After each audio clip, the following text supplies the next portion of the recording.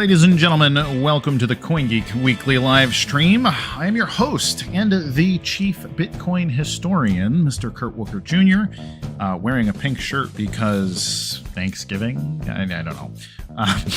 So if anybody wants to read my article, and I suggest that you do, please check out my pinned post on X where my article for the week resides. I speak a little bit about the establishment of the Plymouth colony, circa 1620, 1621, the experiment with communism, and a few things going forward. Of course, I tie it back into Bitcoin so that everybody gets the red meat that they're hoping for. Drinks from, you know, I've noticed yellow. Like, this is a very yellow cup, but it looks very beige here on screen, like, but it's a very yellow cup. This is like banana yellow, and it doesn't pick up very well. So I don't know if it's my lighting. I don't know what's going on. Let's put some resources on figuring that out. Everybody, if you're watching, thank you, first of all. If you could like, subscribe, hit the alert bell, all that jazz. Let our technocratic overlords know that you wish to consume my content directly into your brains, and therefore give us money directly out of your wallets. If you could do such a thing, we would appreciate it immensely. Thank you to our sponsors this week, as is the case with many weeks. Our sponsors are DotWallet and the Champions TCG crew. So thank you, everybody. We got Alex Vidal rocking the keyboard, spinning the tunes, doing all that jazz from sunny South Florida. That's right. This is a completely South Florida produced show. There's somebody in a Porsche outside my house, and I'm looking back at them on my security camera. Hello. All right, everybody, again, please like, subscribe, hit the alert bell, and please fill the comment box. Our guest is his first time on the show here, but he's a guy that I've known for a long time, guy that I have a lot of respect for. In fact, one of the people that I modeled Gorilla Pool after is the business that this man created a number of years ago. So he's the CEO of, actually a whole bunch of things. He's the chief everything officer at DotWallet, DotSwap. He's the BSV ambassador in China. Also does a whole bunch of cool stuff on BTC. And he I'm actually not sure of the status on mempool mining. I think that may be due to the way that China feels about Bitcoin mining may no longer be, but we'll talk a little bit about that when he comes on. But mempool mining used to hold all the records in big block Bitcoin. So when all the big records started to happen, first on Bitcoin Cash and then later on Bitcoin SV, Lin was the guy doing them, man. Mempool was the independent pool that was doing all the cool stuff looking to scale Bitcoin. And Lin was a big inspiration to me. I think he was also a pretty big inspiration to the guys over at Matterpool, which was another one that was an inspiration to me. So it's one of those things where, a good entrepreneur inspires more entrepreneurship. And so Lin is one of my entrepreneur inspirations and a little bit of a man crush. So looking forward to having him on and talking about what he's been up to lately. So if you have your questions, comments, blessings, cursings, grapes, gripes, or gropes, by all means, please put them in the chat and we will bring them up in the middle of the show. And, Rock Wallet address. Marsha Babel wants to give away some Rock Wallet BSV and or tokens coming soon, among other things. But yeah, let's do that. I'm gonna do a little bit of a because this is the last show before the holiday season kicks off. I'm gonna let everybody know now that we are going to be doing as we near Christmas. We are going to be having a little bit of like an ensemble slash, what would you call it? Like clip show kind of stuff. So like best of the year sort of stuff, wrap up the year. So this is going to be among the last times you see me like truly live. We're going to record a couple things. So there will be new content for you, but I won't likely be completely live after, I think we're doing 2 more actually live shows before the end of the year, which is crazy because 2024 still feels like a new year, and wouldn't you know it, it's almost December. So it's pretty crazy. So prepare yourselves for the holidays and all of that jazz.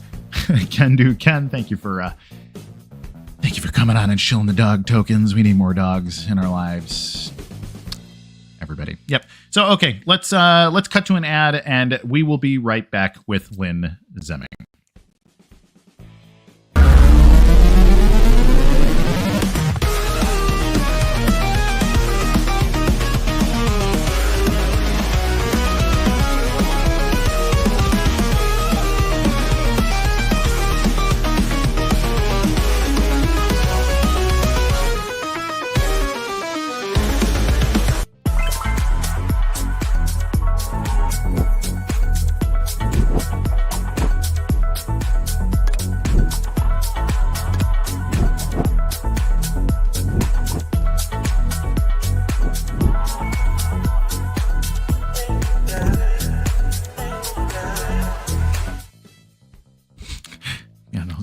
Skopniks go hard. Lin, how you doing, sir? Looks like you're muted. There we go. Hi. Good, man. How you doing? Yeah, pretty busy recently. Yeah, I see that. So, it's funny. I brought up mempool, but I think mempool, because of the mining ban and all that stuff, mempool had to pretty quickly sort of wrap things up. Is there a future to mempool? Is that going to come back at some point, or what's the situation with mempool mining? Yeah, I would rather keep that as a secret, and so you will see. Fair enough. No, I mean it. I said in the intro, but mempool. I always thought mempool was such a cool company, and when you guys mined, I think it was the first 8 megabyte block or something on Bitcoin Cash many years ago, and it was like big record, like it was a big deal to mine an 8 megabyte block and all that stuff. And then you guys consistently for about 2, almost 3 years, you consistently were setting new records as the pool that would mine the biggest blocks in Bitcoin. And I always thought that was really cool. I always thought you had such a good attitude about it. Like, you're just a guy who thinks Bitcoin is cool and just made cool stuff happen. And I've always been a fan of mining too. So for me, I was always like, man, if I could do anything for Bitcoin, it would be like building big blocks. And it was part of the reason why we started Gorilla Pool and all that stuff. So thank you. You were a big inspiration to me, and I'm really, really honored to have you on the show. So let's talk about some of the stuff you're up to. So DotWallet has spawned this whole universe of now DotSwap and all the stuff you're doing. Can you give us a little bit of your thoughts going into DotWallet initially, but how did it evolve? How quickly did you see like the Ordinals revolution start now almost 2 years ago? But how quickly did you realize Ordinals was going to be a big deal and really push that direction?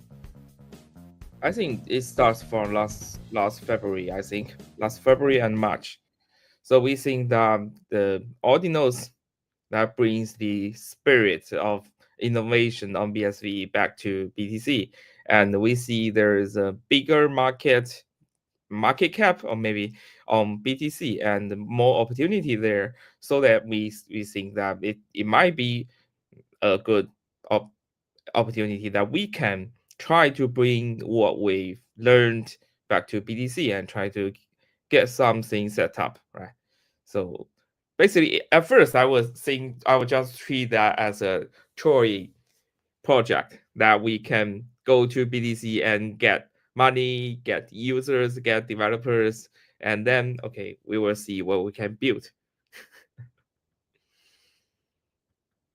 Well, that's a good start. So this is something, I've talked with Josh Petty about this quite a bit, and a couple other people that did a similar thing. Like, they got a lot of experience in BSV, like learned about the various ways that you could do tokens and build wallets and build cool like Web3 style stuff in Bitcoin. And it gave a lot of BSV entrepreneurs a really big head start over on BTC when these tokens showed up. And there was a lot of pushback in BTC, and people had to learn a lot of the basic lessons that a lot of our people were very good at. We came in as veterans. What do you think was your biggest advantage? Was there one thing that you think you were ahead of everybody on now that it's been some time, almost whatever it is, it's been 14, no wait, it's been 10 months or something. When did DotSwap actually land? Was it about 10 months ago now in this February? So we built the DotSwap like in 3 months. So that is the reason that we roll out things pretty fast, right? So first is a centralized way of doing it. Then we go PSVT and make it decentralized. But before that, before DotSwap, we try to build an NFT marketplace, which is not so successful. But yeah, we play around with BTC and try to learn a lot from those differences between BSV and BTC back. Yeah. Yeah, go ahead. Yeah, I used to build on BTC. That is years before, like those Lightning Network or back on to 2016. Yeah. And then okay, we need to pick up a little bit of it and start to learn about like SegWit, okay, the new stuff, and Taproot, oh, another new stuff, and try to make things happen. So that's awesome. What do you think? One of the things that I wrote, like when all this started, I know a lot of people. Well, there's been a lot of pushback from a lot of directions. There are the BTC people that don't want tokens at all. And you have the BSV people that don't want anybody to do anything anywhere except BSV. And I've always been kind of a nomad. I wrote about this pretty early, a little more than, I don't know, probably a year and a half ago now. And I came up with this concept of the Ordinals nomad, in that, wherever you like to be, I want to see BSV be successful, but ultimately I want to see Bitcoin be successful. And what that means to me is, if there's just going to be $1 trillion in liquidity on BTC, and if there are ways for us to work together and help each other and create business, that's really, I think, the most important thing. Actually, it's a pretty good analogy here for like the United States and China. Richard Nixon had this idea when, like, hey, okay, do we want to have a Cold War with everybody that doesn't agree with us, or would it be better if we just did business together, right? And so I've always been that of that mind that, what, we don't have to agree on a whole lot. Like, it doesn't really matter if we agree on all kinds of things. If me and you just have a business relationship, it's much more likely that we are going to want to be peaceful with each other, and that we're going to want to create value despite our differences. And that's way better than fighting. And so, obviously a lot of people just want to fight in Bitcoin. Like, that's, a big part of how they feel. But what do you think? Is there a place for both BTC and BSV to continue to innovate and grow and share, or is it going to be eventually kind of a winner takes all and somebody has to die? Or what do you think? Yeah, I'm thinking that the two maybe coins are totally different, right? The BTC is the biggest meme in the history, I see, and the BSV might be the somehow utility token. So it is Right. a different kind of animal, and I just think that all we need to think is about the demands and needs from the customers, right? So either blockchain or the solution is just the mean that we can achieve those kind of meeting the demands for the customer. So maybe someone want more speculative thing. Okay, we can go like pump the fund. Okay, we can have more degen thing like that, right? So that is kind of application, very successful application. Pump the fund, create so many transaction fees, so many like fees, okay, service fees. That is much more than Tether. So the biggest casino on chain is there. But it doesn't matter if it is built on BTC or if it is built on BSV, right? You just need to build the best application trying to fit the needs of the market. That is the key. And I think there are a lot of occasion and application on top of BSV possible. But right now we need to figure out why you need to pay for the inclusion of your transaction onto a block. Why you need that? It is not about like, okay, we can create as much transaction as possible and we prove that, okay, Bitcoin can scale and we are right. So you are wrong. Okay, there is no such simple thing about right and wrong. You don't need to prove that. It is two kind of animal. One is a meme coin, okay, the biggest meme coin, right? So, and those meme coin abandon the utility side. They don't want to be utility, and even the funniest thing is, Litecoin call themselves, okay, we are meme coin. So everyone is meme coin, except BSV. Right. Well, it's such a funny thing, because here's my thought. My thought about it has consistently been, even with guys like Michael Saylor, if you listen to Michael Saylor talk about what Bitcoin can do, he's not wrong, but a lot of the things that he talks about don't really work on BTC. But it's okay. And the reason it's okay is if people like the idea of using Bitcoin as an escrow system in order to launch a DeFi project or, whatever, like all of these things that, in theory you can do on BTC, but if you try to do it at scale, it breaks down. It's no fun and whatever, that it's still educational. It still teaches people that, hey, there's something cool here that I want to discover. And ultimately, I think that one of two things happens. Either BTC is forced to change and look a lot more like BSV, which is ultimately a good thing. It's good for the world. And then, or people migrate and say, okay, is there anywhere where this is possible? And the answer would be BSV. And I think in either of those scenarios, the problem is people who like split their coins. They only, they went all in BSV or whatever. And if BTC just takes off forever because it's useful, that really sucks for investors who split their coins and left, right? But if we actually care about utility for the world changing because of Bitcoin, then that's a good thing if BTC ultimately gets rid of a bunch of its bad ideas and these kind of things and adopts the good ideas that people like us have been doing kind of the research and development and practicing on. And I think that's the really hard pill to swallow. Is it's really difficult at this point if you've only been holding BSV for the last 5, 6, 7 years or something.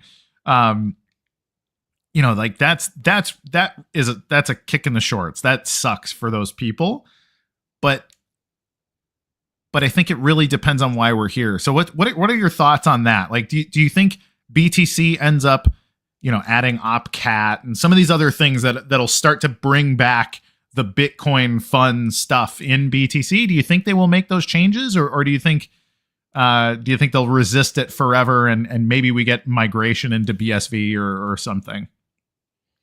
Okay, I would say the two kind of coins different. Although we all call them coins, right? So, but it is totally different. So BTC, so left wing and refuse to change, right? Yeah. And I would say maybe they will never adopt those kind of change, right? Maybe. Yeah. But there is still a tiny opportunity that it will evolve, because if it don't revolve, there will be no transaction fees in the future. Right. So yeah, they need to change something. But still, I don't think it is fair to compare a meme coin with a utility token, which is totally different. Which kind of Bitcoin do you want to hold? Which kind of Bitcoin you think it has greater potential in the long run future? So that will maybe set up your mind trying to learn the reality of the world. It is not like, okay, I invest in BSV, but the total market cap is so low and it is lower than US dollars, it is lower than Chinese yuan, it is lower than almost every fiat currency. Okay, so BSV is that. Is that correct? No. So I would say it is irrelevant. I would rather use Bitcoin, right? Use BSV, try to bring more like utilities to create more value to fit the market needs. That is the main focus, and not focusing on the market cap or the value of the token, etc. Right? The real thing behind BSV or behind the whole Bitcoin protocol is that the game theory and a lot of incentives behind the design of the protocol that makes the protocol what it is, right? Like the unbounded, unlimited scaling. If there is no scaling, then the chain will die. There won't be like zero confirmation. There won't be transaction fees that can support a miner. Yeah. and there won't be mass adoption, right? But No, that is kind absolutely. of philosophy. But do you think they realize that though? I mean, I say it all the time, and people think I'm crazy. Yeah, you are Like, crazy. okay. Well, thank you.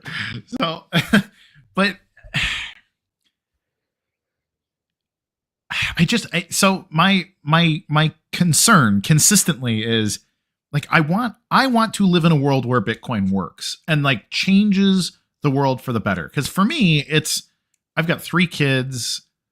So it's for me. I'm planning for the future for my kids, my grandkids. I want to have a growing family. So by the time I die, maybe there's like 100 new Wukkerts that are all my grandkids, my great grandkids. That's my goal, and ultimately, I want them to live in a world where they control their identity, they control their wealth, they're able to do business very simply around the world without these problems of borders and the things that Bitcoin can solve. I want them to live there. And so for me, I a little bit don't care what network it's on as long as we get the Bitcoin idea correctly implemented and given to the world. But do you think we can get there from here? Because I think it's just it's so toxic. There's so few people that care about anything but number go up. And yeah, I would say we share the same vision with others, right? Yeah. So we all want a better world, the most of us, right? Not the world like full of murderers, those yeah. scammers, right? But Yeah. still, there is a question: is BSV the only solution? Sure. Right? Is there other alternative ways achieving that goal? So maybe some BSV supporters might think that BSV is the only one. It is the only solution. Okay. Mhm. And they were like not going to listen to what others think about. Right. That creates some sort of like disagreements, disputes between different parties. Right. That creates more enemies. It makes it's like using BSV or go through the unbounded, unlimited scaling. This way does not make you more clever, right? Does not make you better. Okay. Yeah. So it is not like, it is about the identity or self-recognition of oneself. It is all about how we could use the tool, trying to make the world a better world. How to make it. It is not like, okay, we want it, everybody want it, but how? Right. So many developers, so many people here on BSV camp, they think it is the only way, right? But actually, what they are doing does not make the world better, right? So I'm still thinking, is there other way, or is this the only way? How to prove that, and how to use the best tool, the opportunity here, try to build something, right? Trying to help more people, like those poor people in Africa. Right. Yeah. No, that's well, and that's obviously that matters. Like it's a big part of what I've always said too, is ultimately if we get this right, it gives 3 or 4 billion people who don't have access to the global economy, and it gives them access to the global economy. And then like I'm excited to see how many, like if we add that many people, how many of them are world-class entrepreneurs and we get to live in a world where they've invented cool stuff, right? Like that's exciting to me. But no, it's just an interesting, I don't know if problem is the right word, but trying to teach people and trying to build a business and create a solution that makes the world a better place is it's an interesting problem. I would like maybe this is delusional, but to be like an Elon Musk kind of figure and sort of see the world the way it could be, and then iterate and iterate and iterate, and then now there's rockets that can land, and there's the Tesla Model Y was like the number one selling car for like 3 of the last 5 years or whatever. And so like just making those changes that make the world maybe not even objectively better, but at least more interesting, right? And so I don't know, maybe I'm just being too philosophical, but so how is business? Tell me a little bit, like how's DotSwap and what else are you working on? I know you have a lot of big ideas and Humble ideas. you're always doing something cool. So how is business? How are things? Yeah, right now we are the coolest thing we are building. Okay, is about we can actually make a fully decentralized trustless swap on top of BTC, even without Opcat. Yep. It is like the holy grail of the whole DeFi on BTC. Yeah. Nobody get it. I mean, we figure out we can do it, but still we need more time. That is what we are trying to build. I mean, it's cool. What is your biggest challenge right now? Is it the fact that like it seems like that'd be pretty straightforward? Like how trustless do you need it to be in order to be decentralized? You need like second layer nodes to be distributed, or what? Like what's the limitation right now? Yeah, it's just right now I don't think there is real limitation.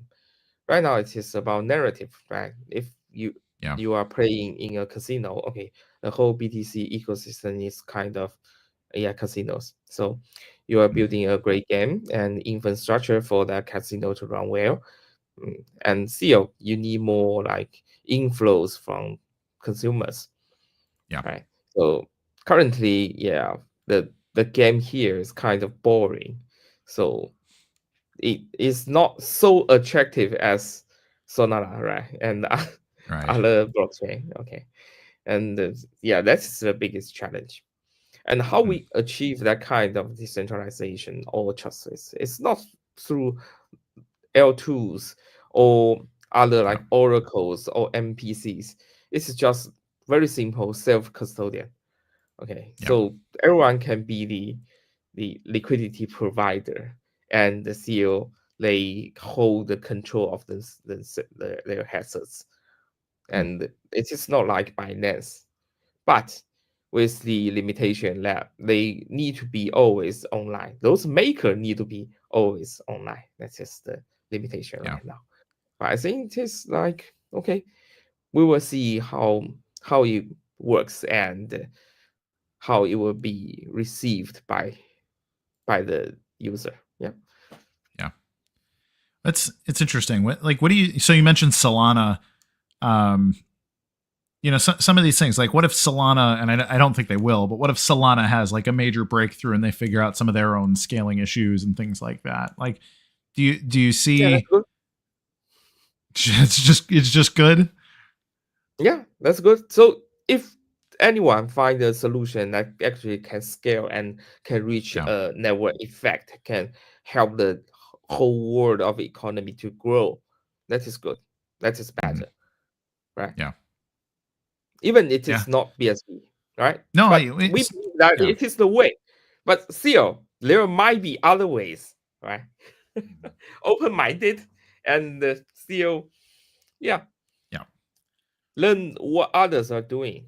And I think we can learn a lot because the infrastructure and how they achieve some kind of consensus, right? How different projects can work together, right? There are a lot of smart people used to be, a lot of smart people on BSV, but those smart people does not work well. Yeah, a lot have left for sure. A lot of people have pursued other opportunities for sure. Well, and it's interesting because it's one of those things where like, you look at the long tail of history, or you look at like even nations, like again, like a nation like China has been around for thousands of years of contiguous history, And for me, I'm an American, and so we have like almost 300 years of history, and but we got this big ego. We're this big successful country, and it's like, well, yeah, we've done a lot in a little bit, but staying power is something that really matters too. And it's a little bit like when you're planning for things for the very long term. Mm-hmm. Like, does it make, like, at what point does it make sense to pivot? Like, the United States is a pivot on like the Great Britain experiment, right? The British Empire was growing, doing all these things, and the US was saying like, you know what, we're gonna do something else for a while. And so it's like the US is a modified experiment of Great Britain, essentially. And so to take that into like a cultural expression or an economic expression, same with like communism and capitalism and things, like these are ideas that are, so far communism hasn't worked, and there's been like 1 billion people that have starved to death because of it. But is it just a good idea and it just needs more time? Or is it just like, is it one of those things that I guess my question is how do you know when to write something off? Like, when do you write something off and say, you know what, I'm done, I'm gonna change? Like, what are the signals for you that signal that it's time to be done with an idea and move on to a new idea? Yeah, I'm not like an old-fashioned guy. I still very fascinating about what BSV can achieve, right? But right now it is just like that we need to combine the technical advance with market needs and with narrative and with the story you are telling to the market and the vision, how to combine those things together. So I was just thinking that every man is mortal, right? We always dies. So I don't want to like foresee for hundreds of years later, but just like for 1 or 2 years, okay, what we can do, right? What we can achieve, what we can build using those kind of technology, and we should start to think more. I learned quite a lot from recent progress of BSV. The reason since I focused my more energy on BTC side, right? But I learned quite a lot of changes happening. So I'm thinking that what if we can bring all those stuff back to BTC? Could that make the world better? Could that educate more developers to learn the peer-to-peer way of doing BTC or Bitcoin? Could that help them to better understanding the UTXO model and all of the stuff behind it? I think Scrypt is doing it quite well, right? They ported their tool chain to support BTC, but ultimately, okay, the real utility, the real foundation will shine. But still, we are trying to bring on board more developers to UTXO structure, right? To learn the true power of Bitcoin script. Without those developers, we cannot achieve the network of effect and cannot compete with Ethereum, cannot compete with Solana, right? So right now, I think it is a very good opportunity, and I think if we think it is a marketing strategy, even Apple bringing its iTunes to Windows, okay, and I think BSV developers, it's a good example, actually. Talents, right? They need to get more support and try to port all those great stuff back to any other blockchain, any other UTXO based blockchain, or even EVM based blockchain. Trying to get more developers, to get more friends that we can build together. First, it will create a better world, I think, right? And secondly, I think, we can get more allies. It is not forcing us into a small corner, and say, hey, the whole world is against us. We're so lonely. No, you need to open up. You need to get more friends, right? Yeah, I like that. No, I think it's really good advice. I really appreciate it, because I think there's so much toxic tribalism in the space, and it's like, it's funny. I will say this to people when people will, they'll call me a cuck or whatever, and I'm always like, I'll respond back and be like, man, like, think about how much you hate me because I have a difference of opinion about the best way to distribute a database, Yeah, like, that's really what it comes down to. You say the word the best, right? You say the Yeah. word the best. If it is not best, it is like okay, it is alternative way of doing it, and Yeah. we will see how it can perform, and it has the benefit, and maybe we have some kind of cost, and maybe the other value the cost much more than the Yeah. benefit, right? Right. So there will always be some kind of sacrifice. So Yeah.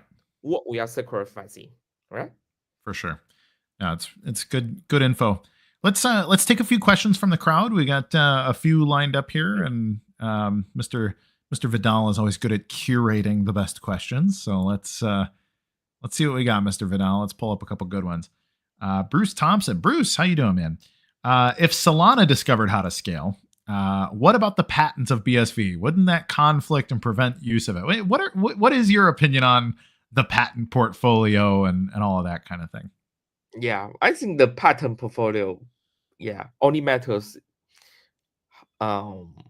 when you have a lot of funding to fight the legal war, right? So it depends. Yeah, it depends on how much you want to spend to defend those kind of patents. Yeah. And it may not always be the one who holds the patent will win. Yeah. No, I agree. I've always been a little bit apprehensive. I'm very back and forth on the value of patents. Like, I understand why they can be valuable, but I think, when the patents are not being commercialized, like if you don't have customers that are using your patent, then it becomes very like, okay, like I understand that it's a novel idea, but the market decides if it's a good idea. So yeah, it's hard, but it's always been a little bit, like if Solana is using nChain's patents, for example, and they make $10 billion with them and you didn't make any money, like that's a very difficult fight to fight. Even if you're right, even if they blatantly violated you, but they made a ton of money, like at best, maybe you get a settlement out of it, or they give you like stock value. It's like there are ways these things get settled, but they're not exciting for BSV. They might be acceptable for nChain or something, but they're not going to make anybody's lives, exciting. So that's the way I see it. So if Solana can scale, if there are some clues, or they can be a better blockchain, right? Just invest some. Right. Yeah. Be on board, right?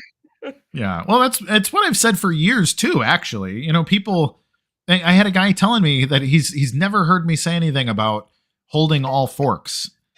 And I was like, man, I talk about holding all forks all the time. And I told him, I'm like, search on Twitter, search my name and the phrase like unsplit Bitcoins or unsplit UTXOs or something like that.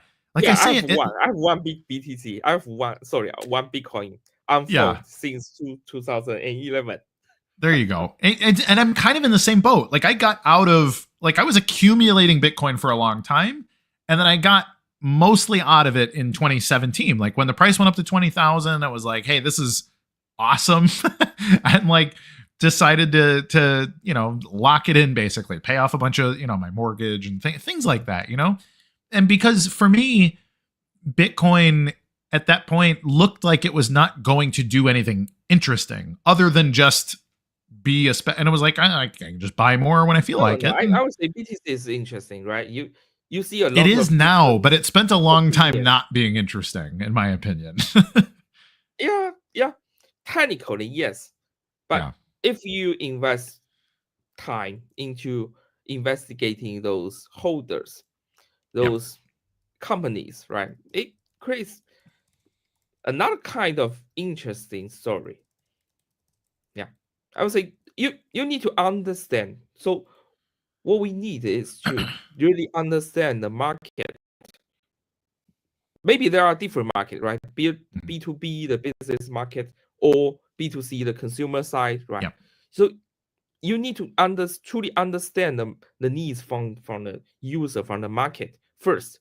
It is a very good start, and I think I've learned some lesson trying to figure out, okay, to follow the dumb money, not the smart money. Okay, the dumb money is just Yep. is much easier to get, right? Yeah. No, that's good info. Let's take another couple of questions. I can't believe we're already almost like 15 minutes left. Can Lin explain the benefit of OpCat? Should BSV have OpCat? So real quick, BSV has Has OpCat. It's an original opcode, but and has been turned back on in BSV many years in 2020, I think, is probably when it turned back on. But can you explain for the people who don't understand, like, what does OpCat do and what is the fight in BTC? So I will have another explanation of that. So OpCat right now is a meme token on top of Fractal Bitcoin. So it is not only the OpCat, the opcode.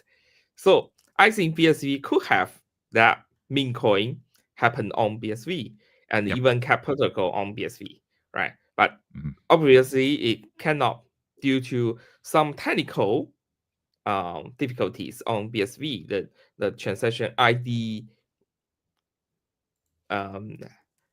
so the transaction, the way the algorithm we calculate the transaction ID is quite different than BTC, and Right.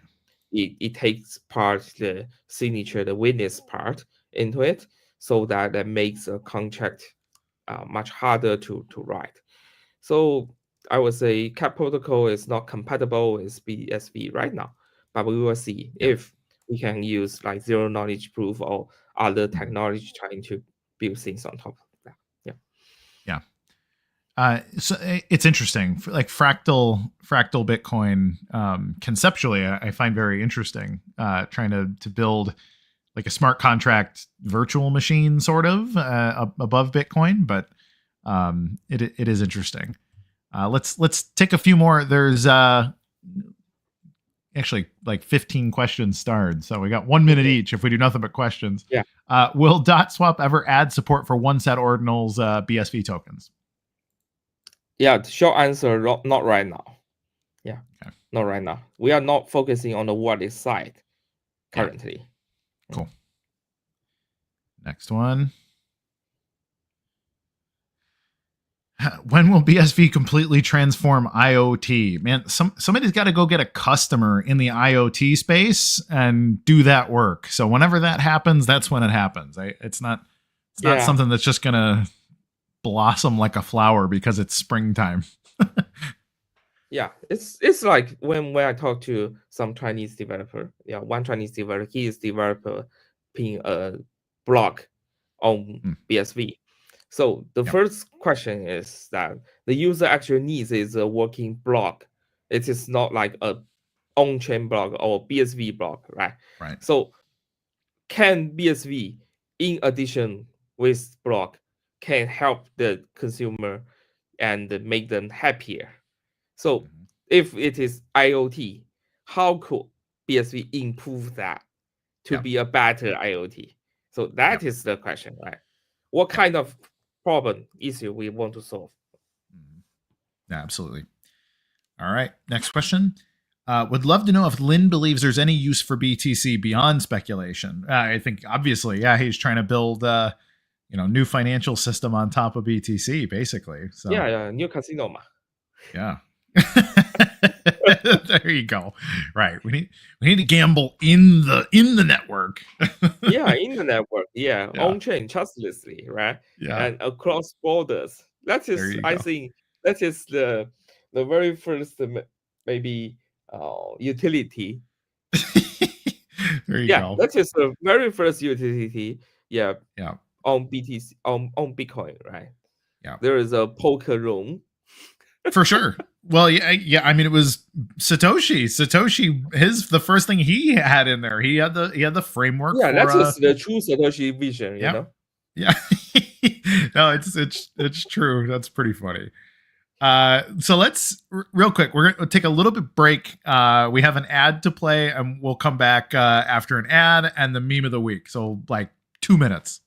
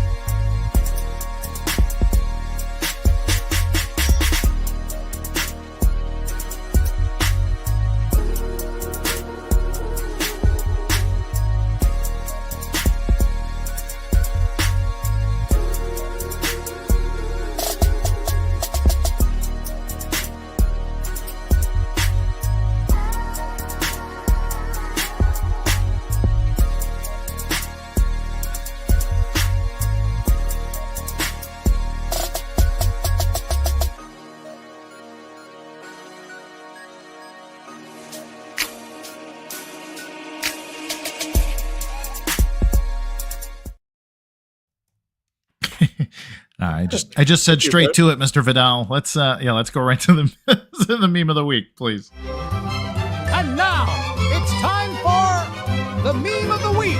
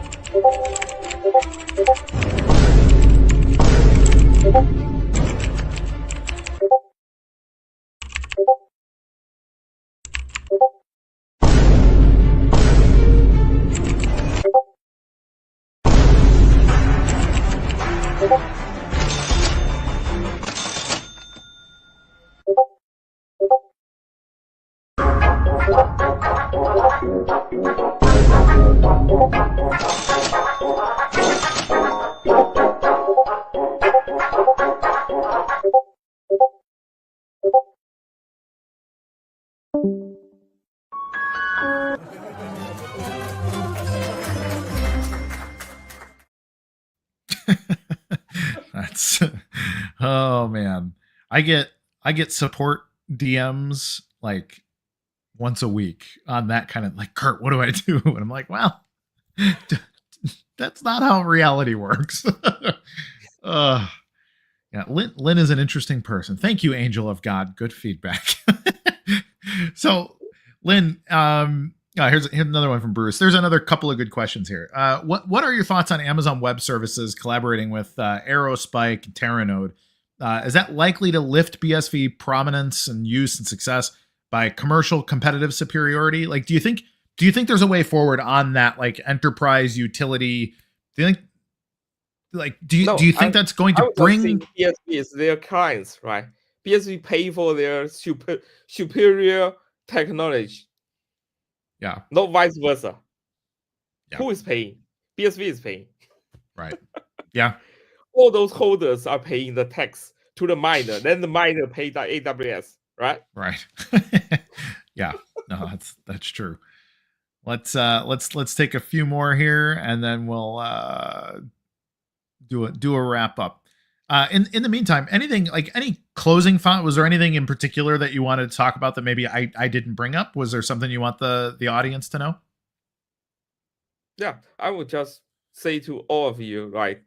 We need to open mind, okay, to accept different inputs, but don't lose your mind. Okay. So Yeah. Yeah. Open-minded, but don't let your brain fall out. yeah. It's good stuff. Do we have any more good ones, Mr. Vidal? Let's is there a collective influencer group steering us away from BSV? If so, what is our response? Oh man. Yeah, I've been talking about that for years. It's it's and not even just steering away from BSV. It's been like there is a group of people that only want BTC to go up forever because they're just selling buy coin, number go up and whatever. But it's I don't think it's they buy the coin and they want to dump to you. So that's Right. just how it works. Yeah, I don't think it's a complex conspiracy. Like I talk about it, the MasterCard and all this stuff, but it's not more complicated than that. Like they literally are just like, okay, if we can just keep people doing that, then it'll just keep working, and nobody will build anything that competes with MasterCard or competes with all these other things. They won't use DotSwap if MasterCard keeps giving you good good service and 5% cash back on your on the crap you buy. So but yeah, good advice. Thank you, sir. All right. When will he be back? We enjoy. Yeah, Lin, you should come on quarterly. We should do updates more often. It is fun to have you on the air here. Yeah, definitely. For sure. Forgive my bad English. Okay, I speak Chinglish. No, honestly, it's good. It is good enough, and you have such a good sense of humor that it's perfect.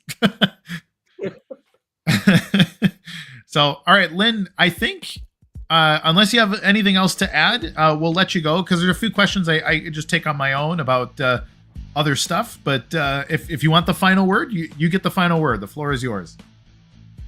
Yeah, no, I don't want to give the final word. Okay, you give the final word. All right, fair enough. Well, Lin, again, thank you for everything. Thank you for your clarity. Thank you for being an entrepreneur and inspiring other people to be entrepreneurs. I think that is the maybe the most important lesson here is that, hey, if you can get customers, then your ideas were good. And I'm looking forward to seeing you soon. I hope to see you again soon. I think we've only met in person once or twice briefly, and I don't think it's been since COVID. So I hope to see you again someday. Yeah, great. All right. Yeah. Thank you, sir. We'll talk soon. All right, Mr. Vidal, let's bring up a couple of there were a few ones that were sort of addressed more to me, but seeing Reno and Mickey Harmon and what's happening with prices of ordering ASICs. Okay, so let's talk a little bit about ASIC market dynamics. When the price of BTC goes up, presumably the value of mining also goes up. So like there's a bigger opportunity to mine. So therefore the price of the ASIC goes up, and then this fluctuation happens, especially when there's big moves. So when, BTC is like green candle, green candle, green candle, the people that have the ASIC, so like your maybe all the way at Bitmain or your import agent or whatever, they're sitting on these things and saying, well, they price should probably go up. We've been sitting on these things, we've been warehousing them, they're not as profitable as we want them to be. So let's see how much. So they become a bidding war, basically. And they're very closely tied to the price of BTC, but also the value of how much you can mine for them. So in a time when there's lots of fees, like when there's big ordinals transactions or whatever happening on BTC, all of a sudden it looks like, hey, I could pay this ASIC off in 3 months if I just buy it right now. And then by the time you get it, like it's not that profitable anymore. So what we're hoping for, and this is what I tell everybody, if you're going to speculate on anything as far as the ASIC goes, the thing you're speculating on is the long-term, like, hey, we're right about Bitcoin and transaction fees take over in a way that is consistent, and you're consistently making those transaction fees. The other thing is there's lots of benefits on the ASIC from a like a tax advantages standpoint. So it's a bonus depreciation write-off if you're in the kind of country that does those kind of taxes. So that'd be like the US, Great Britain, large parts of the EU.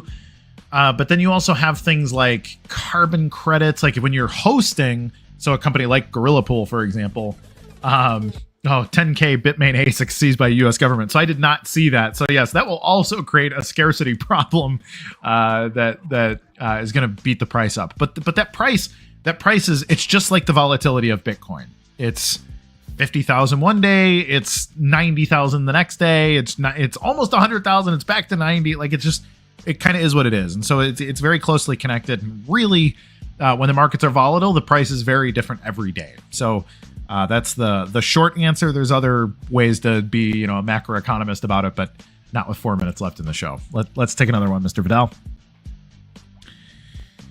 Kurt, you've been using Terranode or have been working with the beta. That is correct. We are running Terranode for, almost 2 months now. And they are, it's just listening. We're testing it. We're making sure, basically we're just making sure everything works. We're testing edge cases and those kind of things. We are not currently mining with it. But largely that's because the APIs and stuff don't exist yet. Like to connect to the pool and a lot of the little details that make it all the way ready to go. So we're just making sure we got the big stuff done first, and then we'll work on the little stuff with the BSVA, the Terranode team and stuff. It's not like us, but we are one of the ones testing it, giving some feedback back to the BSVA. Joba Frubby. So what's the best wallet to cope with Terranode? Shouldn't make a difference. Terranode is abstracted away from the user. So the wallets should all function the same way. So this is like the APIs that allow the network to communicate to the wallets. That should not change. And so your wallet should be fine. In fact, lots of things should be better. So like a lot of these indexing problems and nodes coming out of sync and that kind of thing.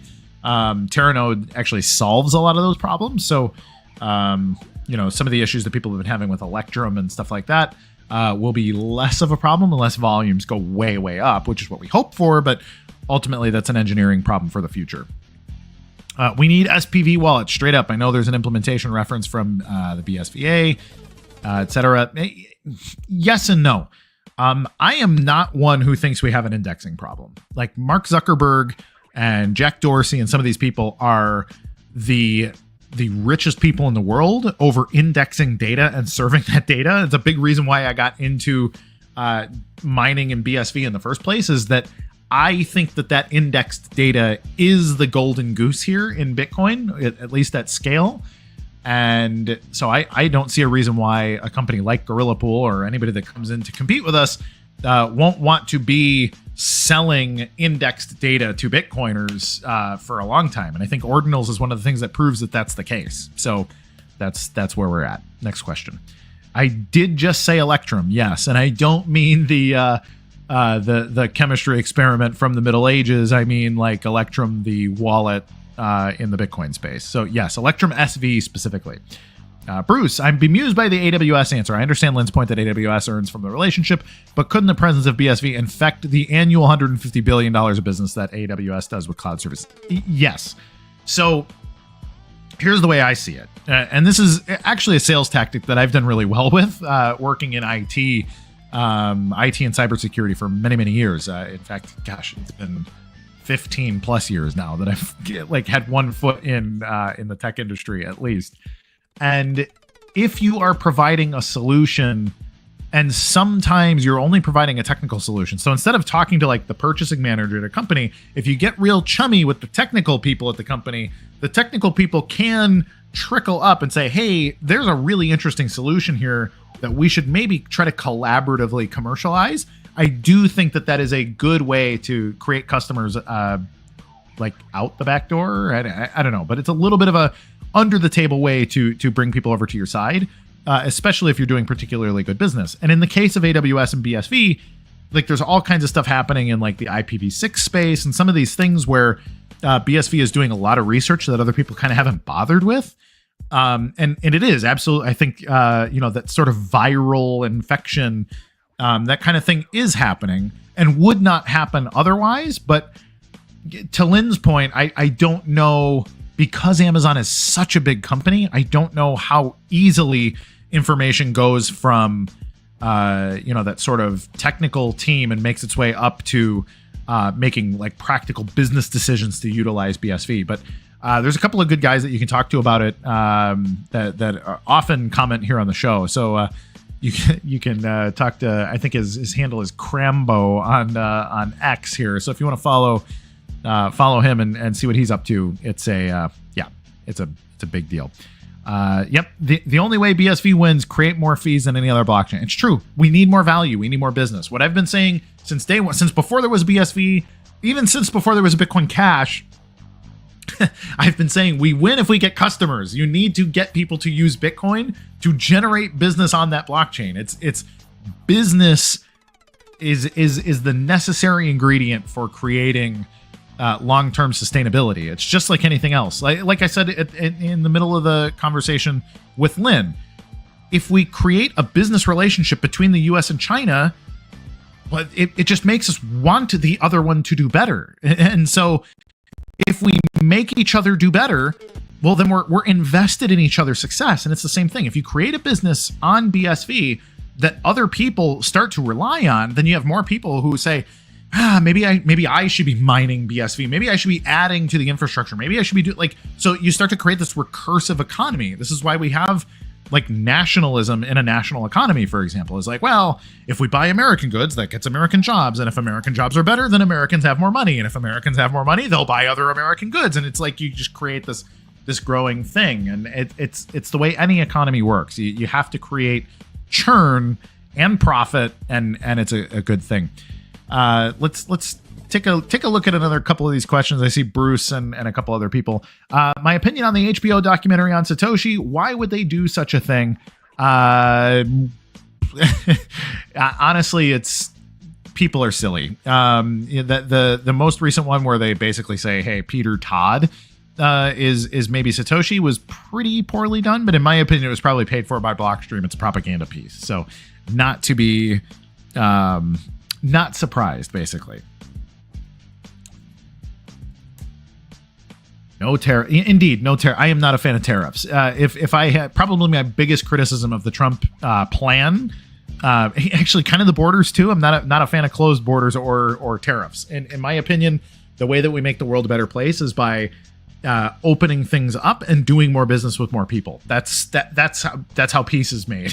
So shutting that stuff down and saying, hey, we want to make it harder to come here. Now I understand the issues with crime and terrorism and all these other things. Like those, yes, those are concerns, but we need to figure out how to do that without stifling business. So let's find the comment of the day. Actually, X Fidel had a couple of had a suggestion. Let's go that direction. Let's go comment of the day. And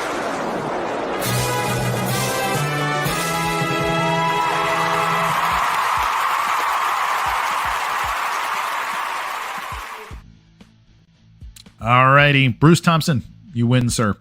If Solana discovered how to scale, what about the patents? Good stuff. Bruce, if you could reach out to the real CoinGeek account on X and give us your hand cash wallet, we will get you the prize provided courtesy of Champions TCG. All right, we should rock and roll, everybody. Let's indeed saving humanity, live longer. Thank you, Rachel. I appreciate your comment and your viewership.